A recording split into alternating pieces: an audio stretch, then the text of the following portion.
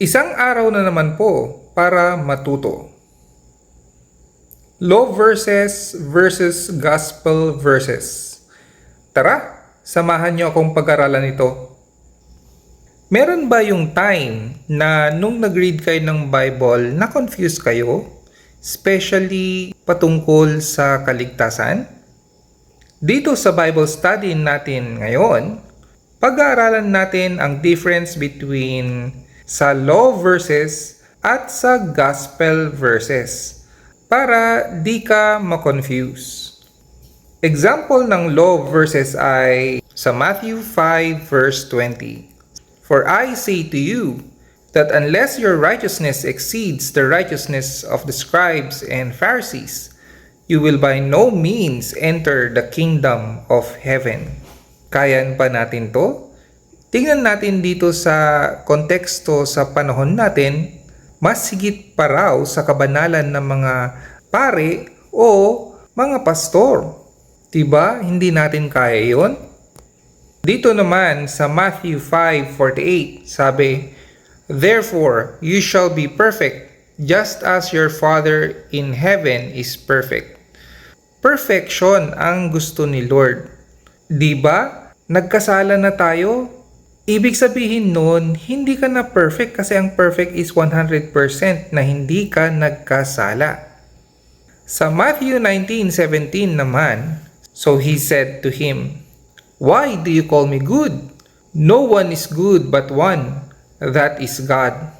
But if you want to enter into life, keep the commandments. Dito naman, yung rich young ruler, tinanong si Lord Jesus Christ kung paano pumasok ng heaven or magkaroon ng eternal life. Sabi niya dito, kung gusto mo yon, keep the commandments.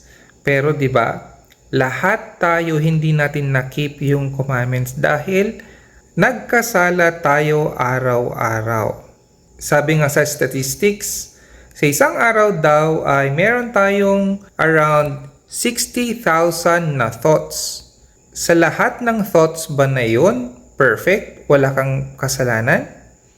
Hindi, di ba?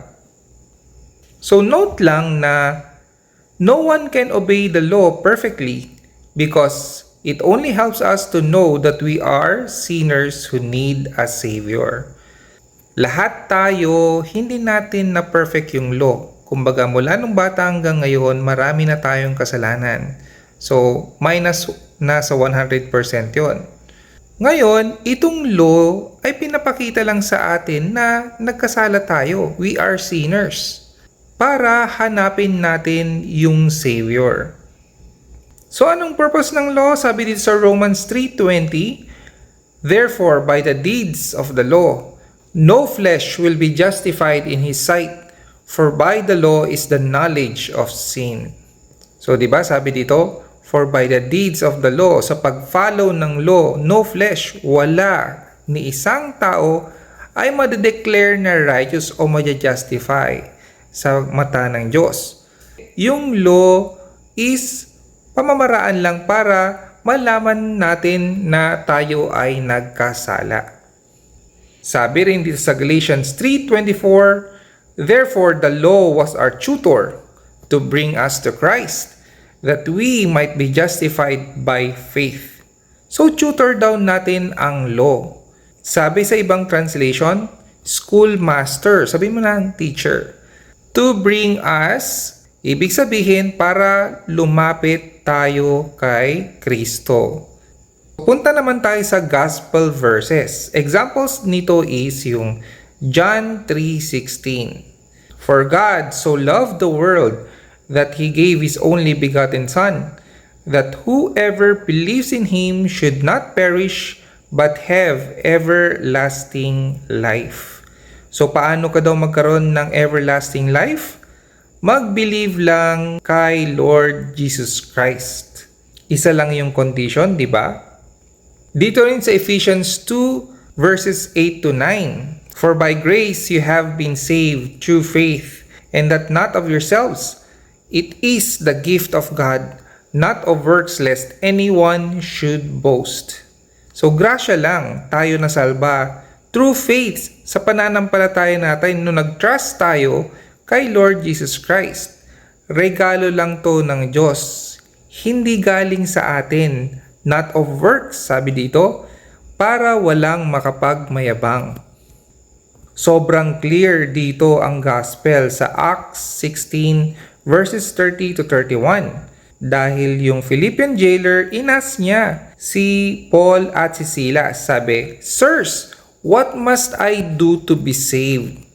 So they said, "Believe on the Lord Jesus Christ and you will be saved, you and your household." Same lang. Sa John 3:16, mag-believe lang kay Lord Jesus Christ para siya ay ma-save.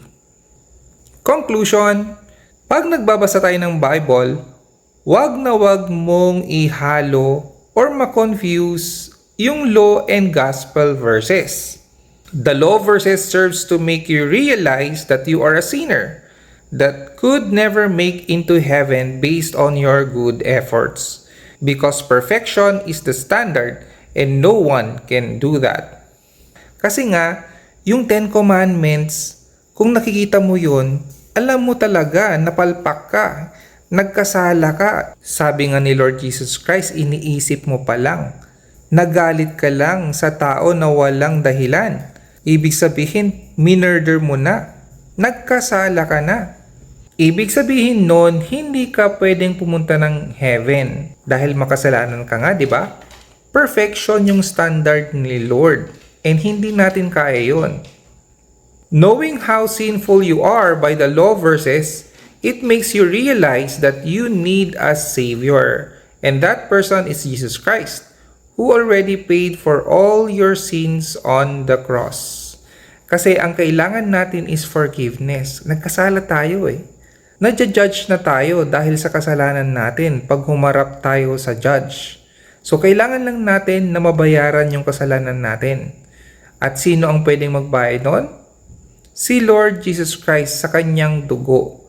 Siya ang nagbayad ng lahat ng kasalanan ng sanlibutan. All He asks of you is to trust, believe, or have faith in Him. Para ma-receive mo yung forgiveness ng lahat ng kasalanan mo. Makikita natin to sa Colossians 2:13. Hindi lang yon. That He will no longer put into your account your future sins. So, yung mga sins na gagawin mo pa, sabi, hindi na bibilangin to. Hindi na mapupunta sa account mo.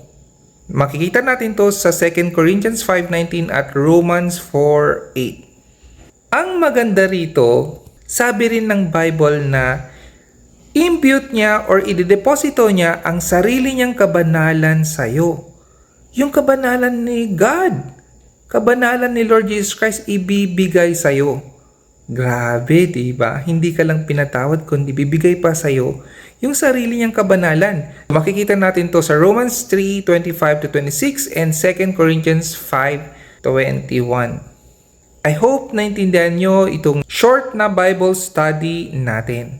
Sa muli po, God bless us all always.